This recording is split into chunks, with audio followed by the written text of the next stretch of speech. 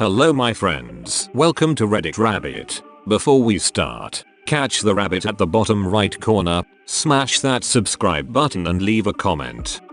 Today I learned there are more payday loan stores in the US than there are Starbucks or McDonald's. Even more surprising when you realize payday lending is illegal in 14 states, including New York plus Washington DC. In a lot of those states they have payday mortgage shops instead. Totally different. What on earth is a payday mortgage shop? Collateralized payday loans? Not sure on the exact locations and how it works, but the basic idea is that the laws in these states generally say short-term loans aren't allowed, or with capped interests. So companies just started offering mortgages instead of loans. Basically loophole skirting. I used to work for a Class B lender, which included payday loans. Technically the company I worked for wasn't a payday loan company, but at that point it was semantics. Basically what they did was collateral-based lending.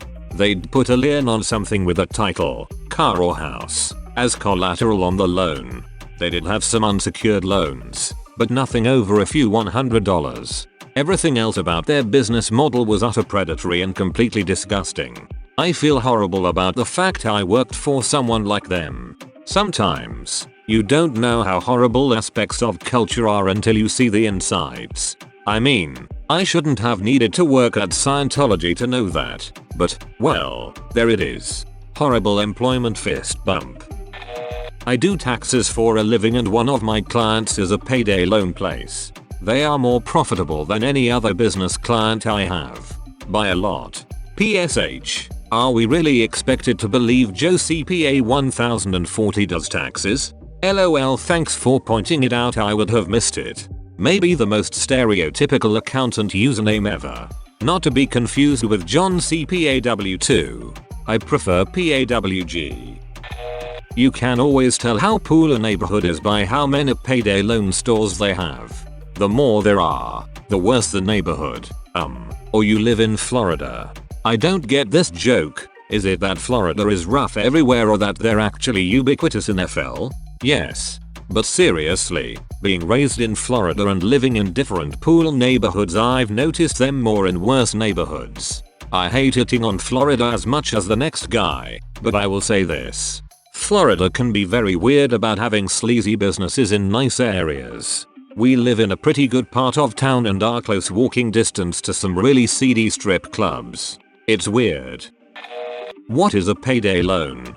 A short-term loan, usually with terrible conditions. It's terrible. My father, who resides in Mexico, stupidly got himself in debt close to 15,000 pesos, circa $600 US, within a few months. Fortunately it's not nearly as much in USD, so we paid it off quite easily, but it sucks. I used to work for one. I always felt like, well, if people couldn't get money this way, they would be totally fricked. So this is better than nothing. It's so sad though. People need help. Yay. They are terrible and predatory, but they definitely saved my ass more than once when I was in a rough spot. The sad thing is though, it didn't have to be your only option. The governments could easily put them out of business by offering the same service with way less interest. Now someone might say, but the risk. Except these people are making money hand over fist. They aren't operating at such margins that they face imminent collapse.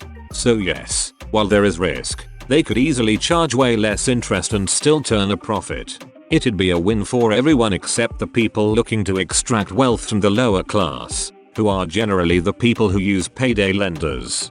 I'd actually prefer the government take a crack at solving the underlying systemic issue. These payday loans are for small amounts, like a couple $100. They're also given to working people.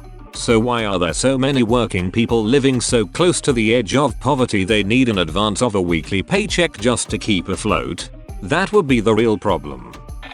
My favorite part of this discussion is all the big brains who have decided they know the solution to payday loan places. I will just only lend to trustworthy people. Who determines who's trustworthy? You mean trustworthy like having a high credit score? Customers with high credit scores already have better options for borrowing money than payday loans. Congrats, you just invented banks.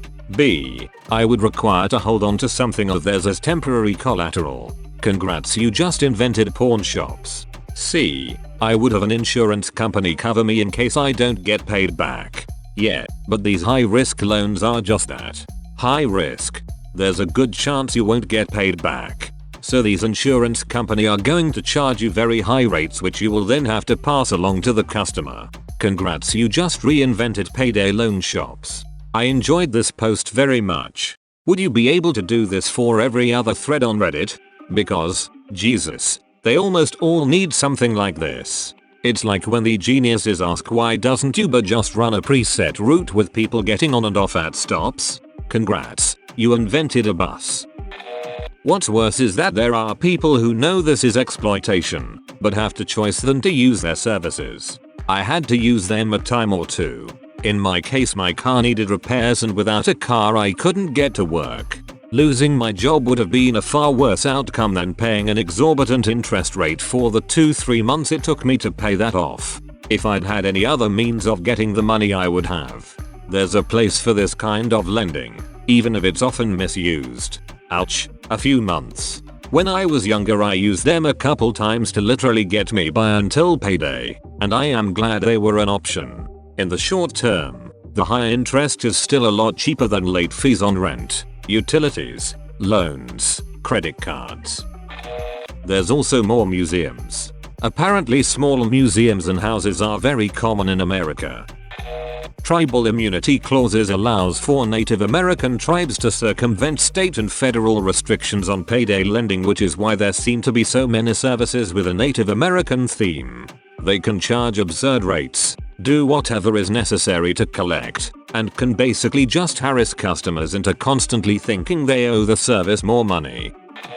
Frick. I have co-workers who've fallen into negative feedback cycles that drain their resources. Like having to eat ramen for 4 days and then ordering $15 worth of food for $35 through Uber Eats on payday. That's not a loop. That's just pool money management. I think you are most likely thinking of a positive feedback loop, which is when things spiral out of control. A negative feedback loop causes the output to stabilize. It's hard to make a hamburger or a latte financially predatory. There's an episode on Bad Money about a huge scandal involving payday loans. It's a docuseries on Netflix about different scams. Payday loans are predatory lending, to say the least. I know a lot of people aren't good with money, but the fact that so many of these businesses can thrive points more to the fact that too many people are underpaid for their work. Well, payday loan office is a whole category. Starbucks or McDonald's are just singular brands. These places prey on the pool. Over in the UK, these companies have been absolutely hammered by new laws, and a lot of them no longer exist.